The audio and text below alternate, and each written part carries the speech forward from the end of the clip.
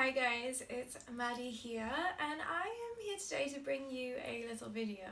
You have to excuse me in fact my boyfriend's dressing gown, as I very recently woke up because I wanted to record this before I get to what I'm about to talk about. So I'm going to be doing a quantum healing hypnosis technique session, which was designed by, or developed and created by a lady called Dolores Cannis. Now, she's no longer living on this earth plane, but she was with us for a very long time, and she spent her life work, about 45 years of her life, where she was developing this technique, researching with it, using it on people, and she ended up writing over 20 books on this. So I'm very fascinated on the subject, and before I get into what exactly that is, I'd just like to talk about my journey a little bit. So these kind of metaphysical things and doing things where you can tap into high levels of consciousness is something that I've been really fascinated by for many years. When I was in my first year of university, I had a really strong desire to do ayahuasca and go to Peru. This is kind of before it got pretty mainstream. Now, I remember I'd tell people, and they're like, what is ayahuasca? You crazy lady. But now everyone kind of knows what it is, which is fine. It's great. It's spreading. We're slowly raising the consciousness, which is good.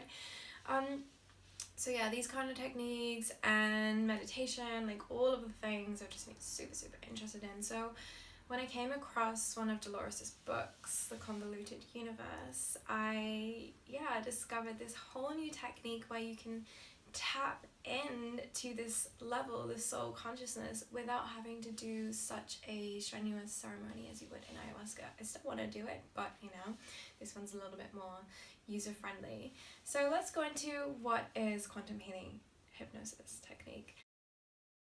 So as I mentioned, this was developed by Dolores Cannon. She was using this in her work as she originally started off as a hypnotherapist, and she would regress people back. And I think by mistake, she discovered she could regress people back to past lives that were not necessarily on this planet, or not necessarily as a human, like a different form, like from spirit level, or there's really many fascinating stories. So with this work, she was very scientific and skeptical at the beginning, so she took this very seriously and she wanted to do it in a very scientific way. She spent like 45 years researching and interviewing and doing the sessions, and she developed this technique where she can drop you to this level of consciousness, which is not the awake state, it's not the asleep state. But basically it accesses, she called it your subconscious mind. In other words, it accesses like you at the soul level, the level that has all of the knowledge of the lives that you've ever experienced before, of everything you've ever done, and it's pretty epic. So basically, I'm going to be doing one of these sessions, and as I mentioned, Dolores is no longer living on this earth plane. However, she did create a training for people who wanted to continue her work and go into this and build more research. So I went on her website, I can link that in the link below maybe, and I found a lady called Petra. And you can just go on there and find a practitioner and see who's in the area. Obviously I searched for Germany, and I really connected with this lady Petra, and we spoke on the phone quite a few times, and we just had really great conversations, and it was just very comfortable, very easy with each other. So we developed a little bit of a phone relationship, you could say, and we were messaging back and forth, and now it's worked out that I'm going to be having a session with her, which I am so excited, so blown away. I feel really emotional that it's finally happening, of course during the eclipse season when everything's changing. So it's gonna be pretty intense. It's actually just before the full moon as well, like a lunar eclipse, so it's gonna be a lot of big energies. So I wanted to record this morning because there's a two-step process. So the first process is that you write down a list of questions that you want to ask your soul. Then you'll have an interview phase about these questions, exploring them deeper. And then after that we will have the session together where she will use a technique on me, regress me back to this state, and then dive in with the questions. So how it usually works is that you go back to a few past lives first to see what kind of themes you're working with in this life. And then after the past life experiences, you can go deeper into the soul self and begin to ask the questions. So let's start with the questions. So Petra suggested to write down about 30 to 40 questions that you might have about your life, health, relationships, whatever it is. I ended up having 70 questions. I have quite a lot. I want to know what is going on. So I broke it down into different categories. I wrote questions about health, then questions about relationships, and then questions about my childhood, questions at a personal level, and then questions to do with like the recent phenomena that's happening in my life now. So this was a very healing experience for me, like to have all of the questions I've ever wanted to know in life written down on paper. Like, even if you don't do any of these sessions, I can highly recommend that, because it was just so incredible to just have it all pen to paper, really reflecting so deeply about your life and which areas you really want more information on, want to know why, and these kind of reasonings. It was very cathartic. So that was the first kind of stage. And I emailed over the questions, and of course they're very personal, but as I mentioned, I feel very comfortable with Petra. I really don't feel like it's a problem for me to share some of these questions. So the next part of the phase, which I'm having in just an hour and 15 minutes, so this is why I'm in the dressing gown, just woken up, get it done. The next part of the phase will be having our interview, where I sent Petra these list of questions yesterday and she's gone through them. The interview, I guess, will be going through each of these questions I've written, maybe her finding a bit of information and the motivations behind asking them, because when I'm in the state, she knows to know the questions well enough for me to ask them how I want them to be asked, because it's going to be me answering, not Petra, not her, me, my soul, who's going to be speaking, answering to myself, which is just incredible. So after the interview phase, the next day after that, we will do our session together, the quantum healing hypnosis technique. I think it's going to be a pretty epic experience. And in preparation, I've been reading more of Dolores's books now, and I'm just getting so excited, really emotional. I feel like this is going to be a really big game changer for me. If anyone's into tarot, I've been pulling the tarot card a lot. Like 3 times in the past couple of weeks, and this is like huge changes. This is like the crumbling of the foundations that you've built this tower on, your ego on, falling to the ground in order that so the new can be built. It's very much changing of foundations, whether career, relationship, house. It's like a big shift, again in line with the eclipse season. So I'm really excited, and I wanted to do this little video, like a before, and then maybe I'll make another one afterwards to let you know how the interview goes, and then after the session. And so I hope you enjoyed this part. I look forward to seeing you again soon, maybe when I'm not in my dressing gown, but hey ho. Thank you for watching, and I'll see you next time. Okay, so it's the next day. I'm still in my dressing gown. I'm about to have my session. I'm really excited and nervous and emotional, and it just feels very overwhelming. But yesterday I ended up having a really chilled out and relaxing day. I basically spent the day in bed reading after my interview, and I had a little nap, and then I went to cycle to yoga, did some yin, cycled home, cooked food, took a nice candlelit bath, did a tarot reading, did some journaling, and then went to bed. So this is it. And so I wanted to get a quick video to share with you guys, just to show you kind of like how I'm feeling. And I feel very emotional. Like, this is a really big deal for me, so I'm really curious about what will come of it. So see you on the flip side.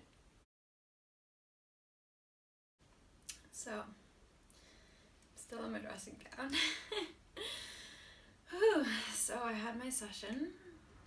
I was under for 2 hours and 20 minutes, under in hypnosis. it was intense. It was amazing. It was so interesting because I was conscious the whole time, but it wasn't me, like this me speaking through. I had to really just step back and just let the higher self, the soul, had to just come through. I think it made me a little bit tired. Yeah, it was incredible. We started off like where I was in a past life. And yeah, I was like some medicine woman in one of the Peruvian tribes in the jungle. I'd pick herbs and yeah, make these medicines and ceremonies and teas for my tribe. And connect everyone, and I like to sing. And I think some of these herbs are used in a tea that we drink, and some of these herbs are burnt that we use to clear the energies and clear the space to hold our ceremonies. It was so interesting, and then we fast forwarded to a point that was most significant in my life, in that life, and that was when my tribe got invaded by another tribe. Our tribe is being invaded, and they are destroying our huts, and they're setting fire to our base, our community. And they had arrows, and they like set everything on fire, and they killed everyone, and I got so upset and emotional. I was like bawling my eyes out in the hypnosis, like really like, oh my god, so much pain came out. I think they are killing everyone in my tribe.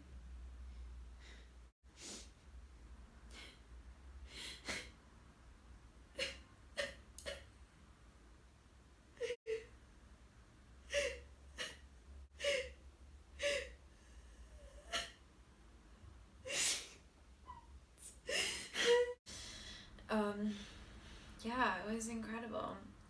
And that kind of just goes to show like this ship isn't just made up. Like you can't have such an emotional reaction to something that doesn't even exist or didn't even exist.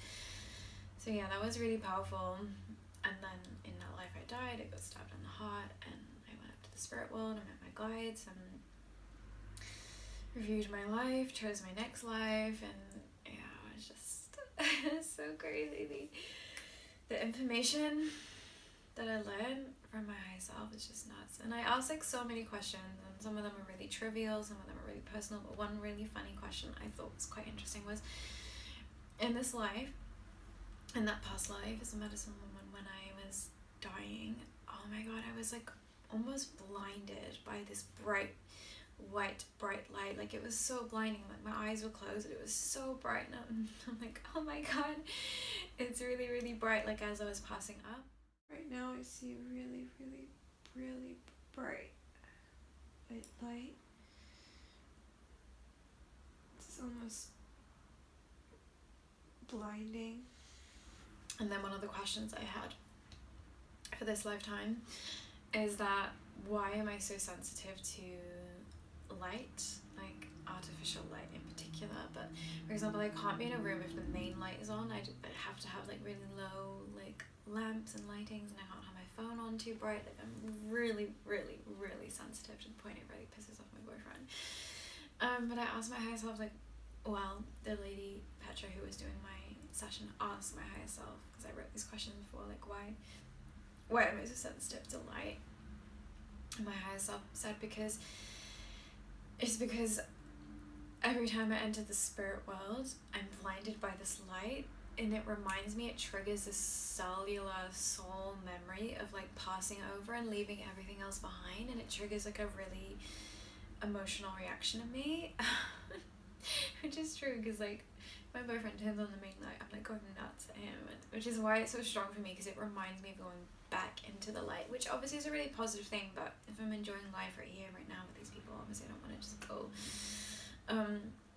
So yeah, that was really interesting, and just like so many things like that. And yeah, it was a really really profound experience, and you can probably tell I'm a little bit like dazed still. I was in for quite a while. And yeah, it was just crazy. When I was lying there, I was like, my hands were like vibrating so much, and my body felt really light. Oh, it got quite hot towards the end, and I would do these weird like breath things between questions. Apparently this is symbolic of the theta state, whereas like after every question I would be asked, I'd be like I don't know, like some weird, I can't even do it now, but some weird breath thing. But I actually have a few clips that I recorded it on my phone, so maybe I'll put a few clips in there so you can kind of see like what trance state I was in. But yeah, it was very profound, and I'm really grateful for the experience. So I'm trying not to yawn. I think I need to go nap now. But yeah, I hope you've enjoyed my little journey of this, and if you have any questions or anything, feel free to leave them in a comment and I'll do my best to answer. And yeah, thank you for watching. Thanks for tuning in.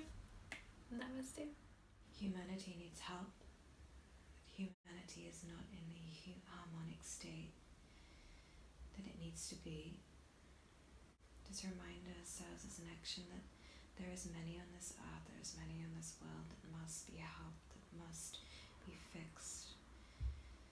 This was her reminder that she must pave the way in helping others, helping humanity, helping them overcome their traumas, helping them overcome their pain, and to see the light. She is an example that you can go through trauma, you can experience pain, yet you can see and be and bathe in the light. You can share that light with others despite the pain that you feel.